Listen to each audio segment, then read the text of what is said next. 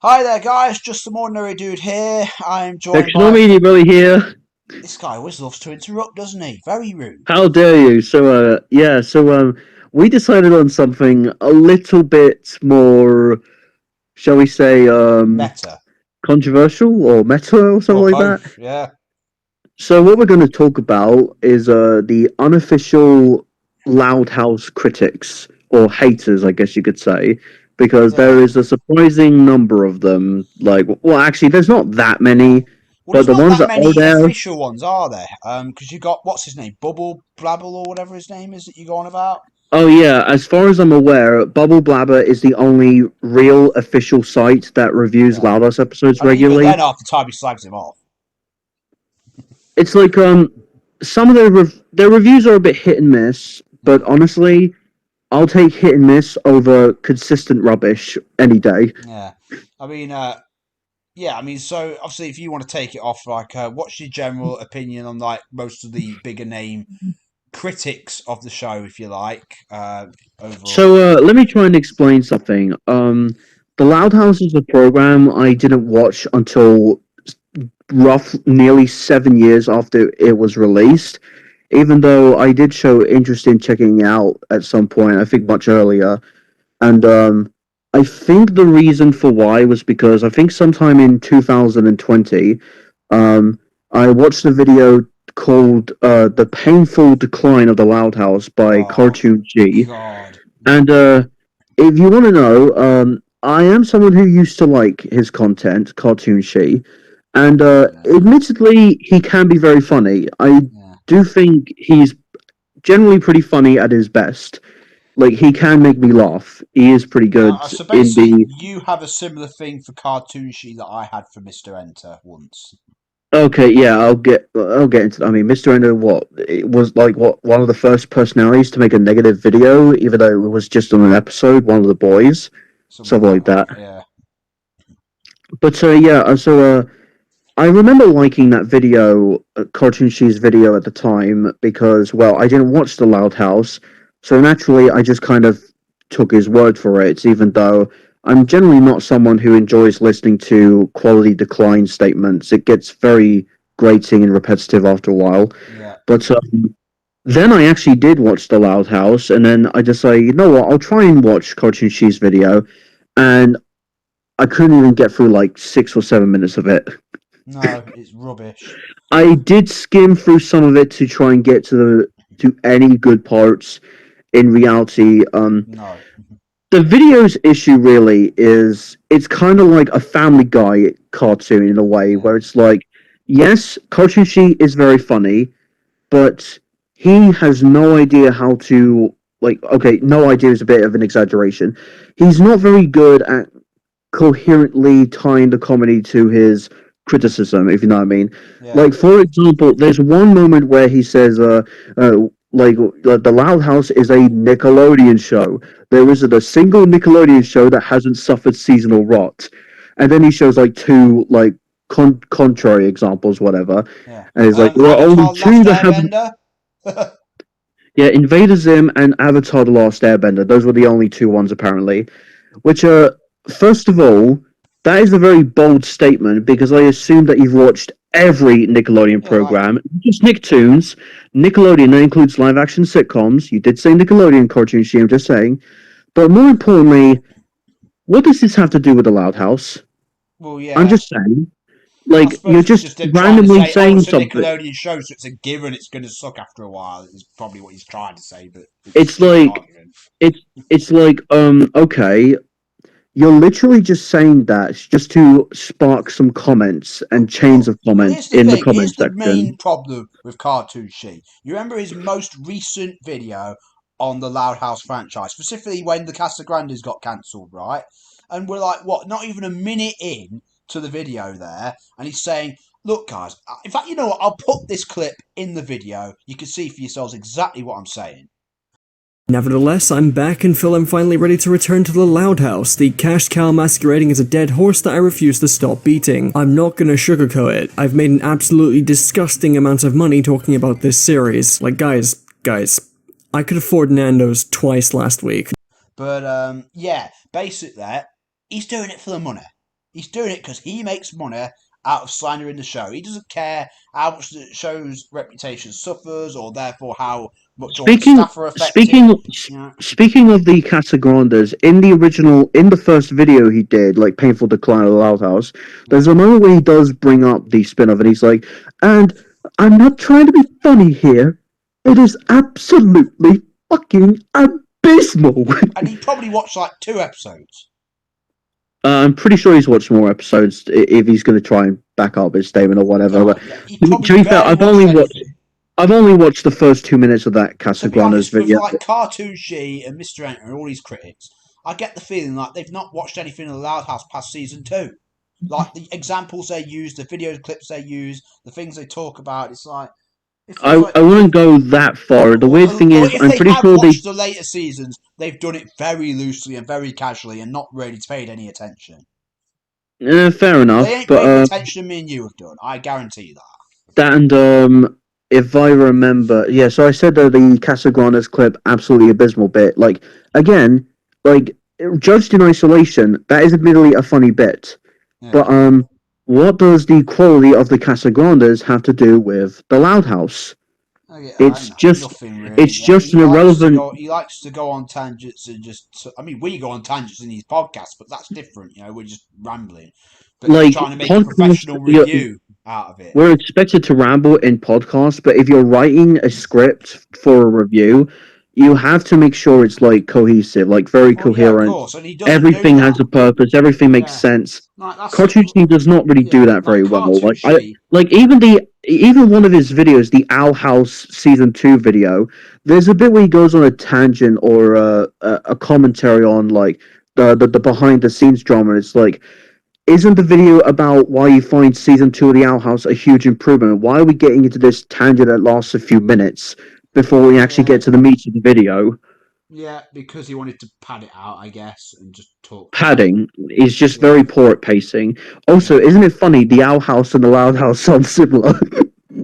Yeah. Well, they just have similar names, don't they? But it's like, yeah, it is what it is. They're very different. Although, yeah.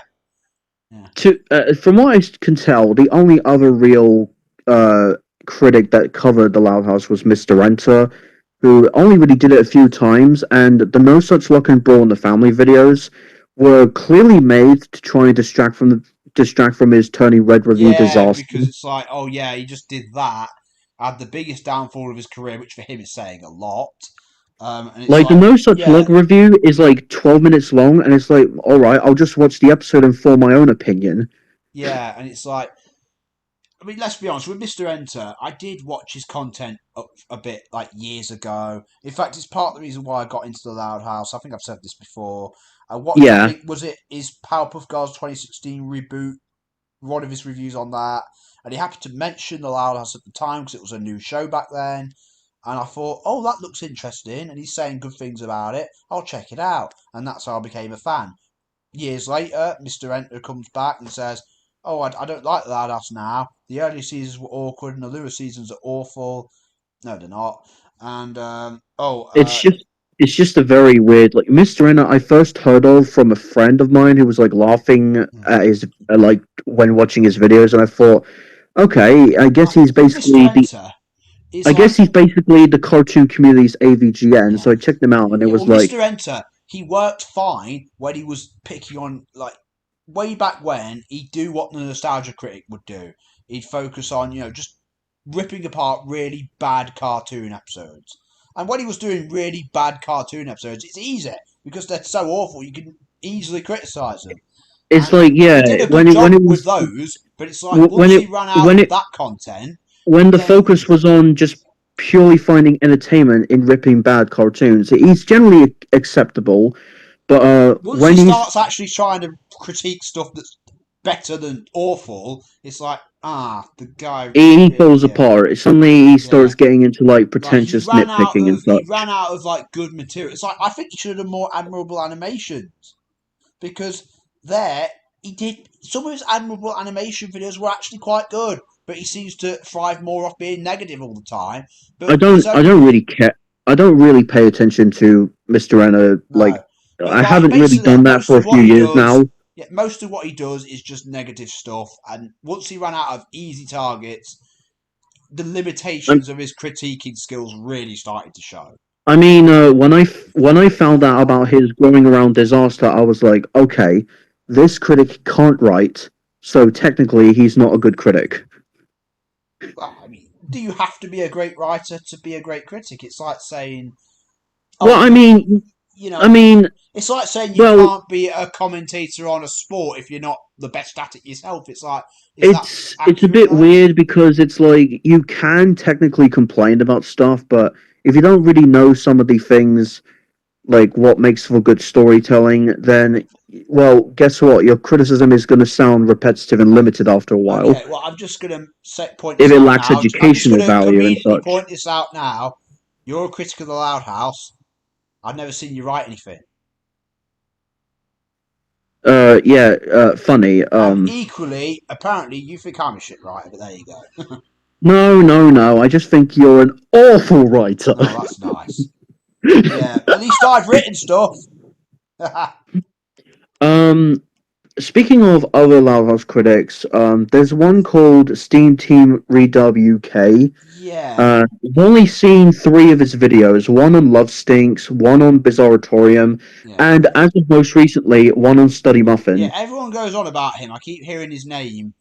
I've never actually seen one of his videos. Is he any good? I don't really recommend him that much. Right.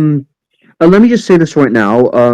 For his Study Muffin review, he gave that episode a 9.7 out of 10. Okay, he's rubbish.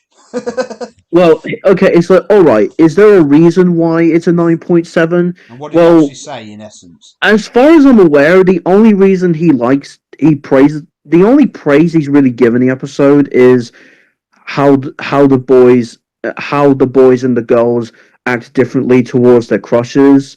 That's pretty much it, really, as well as the And fact that's that not even a praise. That was just stupid. as well as a couple of like what details regarding what like little small details with Luna and Lynn Senior, something like that, that Right. pay off in like a couple of later episodes, Oh yeah, because and it's like, obviously the Luna and Sam thing was sort of subtly built up to Luna's sort of first implied that she was into other women in that episode. I get that, but it's like that doesn't otherwise it automatically was just make the episode a 9.7 out of 10. otherwise it was just a very superfluous video. It's Yeah, like, well, okay, that's nice and all, but Stunny Muffin is an incoherent mess. yeah. It's Like my it least tries favorite to have episode its of the cake show, and so you're not going to hear it any disagreement from like me. it tries to have its cake and eat it too. It doesn't know if it wants to be stupid or smart, so it tries to be Yeah, both, and it's just a absolutely. mess. Yeah, it's terrible. So he's not that good then. And who's the other one? What's his name? Morris Taurine or something, whatever the hell his name is. There's another critic by that sort of name. I don't really pay attention to him, but Never really heard of him unless he's someone who's done like a lot of rant videos on Loud Ass. It's like probably I I can't remember. wouldn't be surprised. I think he's meant to be There was more of a fun also critic, to there's be honest. also okay. So this is one Alana made me aware of. Yeah, Lonely Fanboy 48 or something like that, and okay. I think I've Alana heard the told name. me Alana told me she's only watched one of his videos, which was the Bizarratorium review. So I Yeah, thought, all right, I'll quickly check him out. And the review was 30 minutes long. I thought, all right, this review is pointless. yeah. Like, this is my main criticism with some of these reviews. They're longer than the episodes themselves, and I'm Yeah. like, just watch the episode yourself and form your own And do you know opinion. You'll why save more people do time. that? Because those great big Star Wars prequel reviews from years ago, they were as long as the films themselves, and everybody praised them. Oh my gosh, it's so funny. I'm not even kidding. I think there was actually a joke in one of those videos where it's like he just randomly said, unprovoked, with no context, "I'd like to fuck my cat." Oh my gosh. But yeah, That yeah, so yeah, this lonely fanboy guy, so I thought, all right, I'll try and watch the video. The first minute roughly is some like overly long dragged intro, and I'm like, that's a waste of time. yeah, And as for the reviewing, like apparently like he builds up to how Bizarratorium or stuff like that is like similar to No Such Luck, and says he overall didn't really like it. yeah, And I'm like, all right, not worth my time, honestly, not worth my time. yeah. It is what it because is. it's I expect this to be dragged out, boring, and I mean, there unproductive. are plenty of people, I suppose, who do reviews on the show, but not many people do it consistently. I mean, now that we've talked about all them, I suppose there's only really two more people we could talk about. You and me. that's I mean, I've heard of Tori and Smith Party. I've that's watched the one I was one. on about a minute ago. I couldn't get his name. Oh, okay, fair enough. Yours, I tried Taurine or seeing one whatever. of his Yeah, videos. yeah, Some of his reviews of 11-minute episodes are like 40 minutes long. I'm like, are you on crack? yeah, probably. He's a Loud House fan. It's always a 50-50. And then there was a video reviewing Deep Cuts, the episode Deep Cuts, and why it's like the worst episode of Loud House. You It was like okay? 6 minutes Your mic long. sounding a bit weird, but yeah, Oh, trying to cut oh, out or sorry. something. Yeah, it's all right now. It's Oh, all right. sorry, Yeah. but yeah. So there was a video on the episode Deep Cuts and why it's like the worst Loud House episode. It's 6 minutes long, roughly, and I thought, all right, check it out very quickly. The first 30 seconds was just kind of recapping how Loud House was hyped to be the SpongeBob killer or something, but it's like, all right, pointless, whatever. And Yeah. the sound quality in that video was pretty bad, but I'm like, all right, never mind. Is the writing decent? Let's just say, as soon as the guy made like a big deal out of Principal Rivers not deciding like Yeah. between one or two donuts, I'm like, all right, this guy is influenced by Mr. Enter or any of those other cartoon figures. Not worth my time. Like Yeah. like even if his other videos might be an improvement audio wise, the script is probably the same crap, honestly. Yeah. And then obviously, yeah, and then yeah, there's him. There's plenty of critics, but I mean, yeah, let's just end it like me and you. We're the last two, right? And I'm just gonna say this right now. I'm pretty sure some of you might be thinking, "Oh, fictional media bully, you're just hating on these critics because you think you're the only good one." And I'm like, let me tell you, I have made some really bad reviews. Oh yeah, Really bad. he was very ashamed of his first House of Lies review. Let me tell you that Oh my much. gosh. Yeah. Like, that video was so bad. I'm just like, I can't believe I Yeah. actually In like Mr. fact, Enter in that do you one. guys remember his earliest Reddit reviews when he first came on the scene? And I'm not even kidding. 75% of the text in those written reviews was a recap of the episode's events, and he barely Yeah, actually reviewed them. they were very boring and superfluous, Yeah, and and they were very repetitive. They all sounded the same back then. You know, let's just say, I had very helpful advice from a guy, and who is that guy? well, who do you think? It's a certain dude. Yeah, I helped him a lot with his reviewing skills back then. He did help me quite a bit. He knows a thing or two about like just some ordinary dude um is generally a solid critic. I do have some issues with like writing, but it's like, I mean, a good writer with issues is much better than a bad writer with few redeeming qualities. Well, there's that. That's got to be the I nicest mean, thing the you've ever only said about me. like being a bit honest, dude, the only issue I really have with your writing here and there is sometimes you bring up like outside context when it really isn't necessary, like fandom stuff. Like your Snowscape review is particularly notable. Like well, to be fair, aside from that, it was that one bit in that review you brought up the South episode "Make Love Not Warcraft," and I'm like, that's pointless.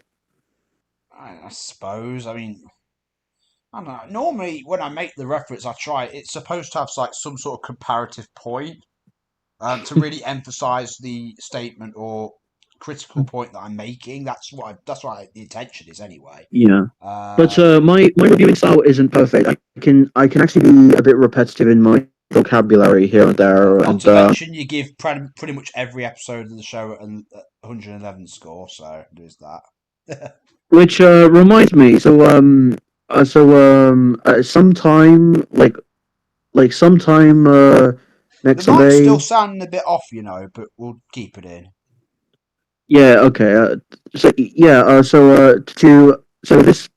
This brings me an opportunity to mention.